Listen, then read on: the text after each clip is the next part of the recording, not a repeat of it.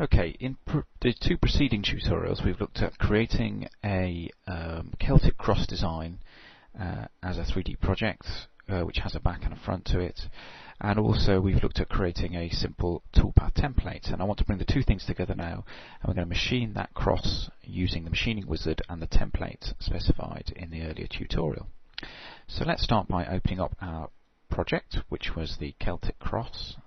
So I select the 3DP file and open it up. It just takes a few seconds to load. Okay, so here's our model. Now we do, in this case, have an art file which has all the elements that we need to machine this directly from the art file. But sometimes, for simplicity or for more complicated designs that are made up of multiple components in the assembly, we would use the machining wizard. And that's what I'm going to do on this case. So I'll select the multi-sided machining wizard, and immediately it gives us the last set of parameters that we had, and if we wish we could just go at that stage, but since this is the first time we've run this, it's got some things that are not really appropriate because it's got the default settings. So I'm going to show you how to set up the machining wizard for the first time, but bear in mind that generally speaking, once you've set this wizard up once, you shouldn't really need to do too much to it apart from choose which orientation model you're working with, because it will remember the templates, the post-processor, and the settings for each of these orientations once they've been set up once. Okay, so we're going to set up to do a flat model. So the first question it asks me is whether it's a flat or a ring, and in this case it's a flat model. We'll look at the ring options in a later tutorial. So I click next, and now it finds the height and the width of the model automatically from the mesh, and I can edit that because I can force it to have a bigger work area if I wish, or I can allow it to work that out for itself.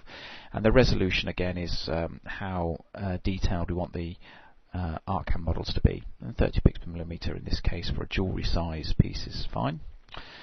And now we get into the sort of nitty-gritty, which is to choose which toolpath template and which post-processor we're going to use.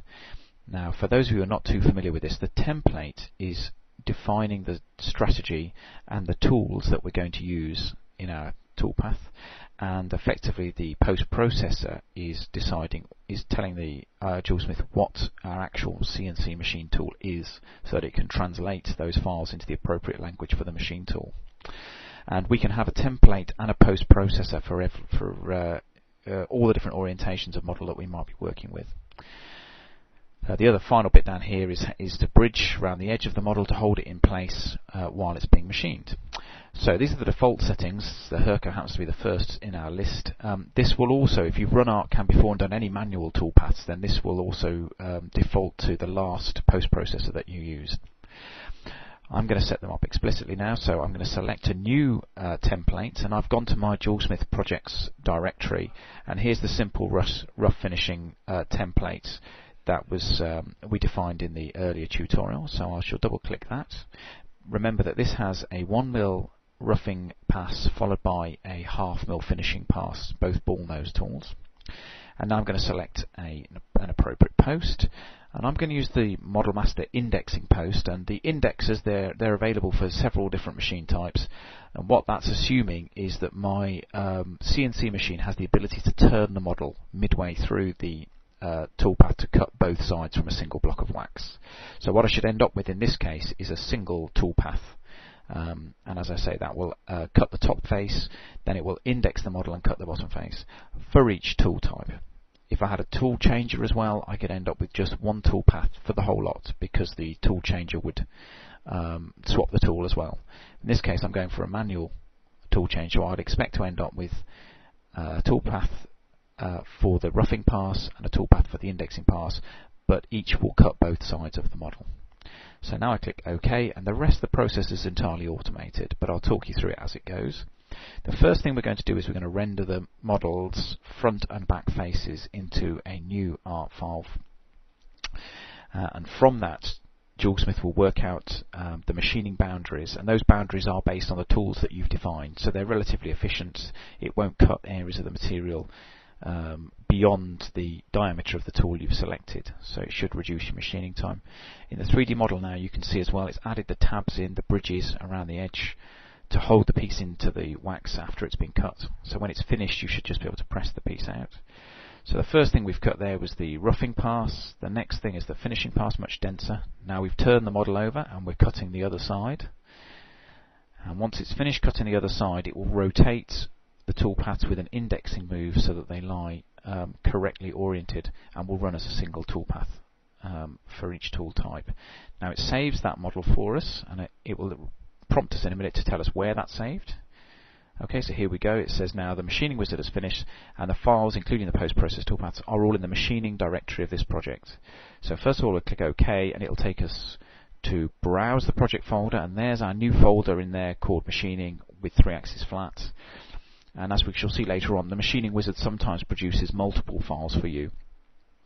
If I bring up my standard Explorer and look inside the Celtic Cross project folder, we see that's the machining directory, and inside there is the art file as indicated in the Browse Project pane, and also our two post-process toolpaths for the Model Master machine, in this case the 3-axis flat finishing and the 2mm roughing passes. And then if we want to just look at those again, we can get into the machining file that was created, and let's just take a look at that. So first of all I'm going to see what we've got here. What we've got is a lot of vectors here, but the wizard has put them up onto layers.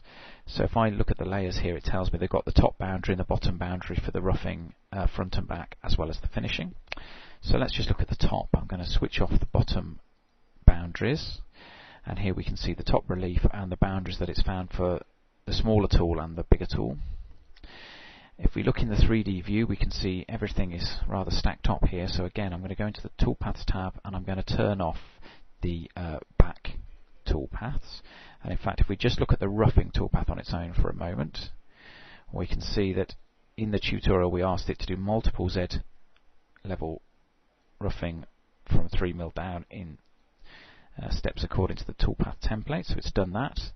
If we put the back roughing one on as well, we shall see from the other side it's also cutting in to the back to get the reverse surface of our model in as well.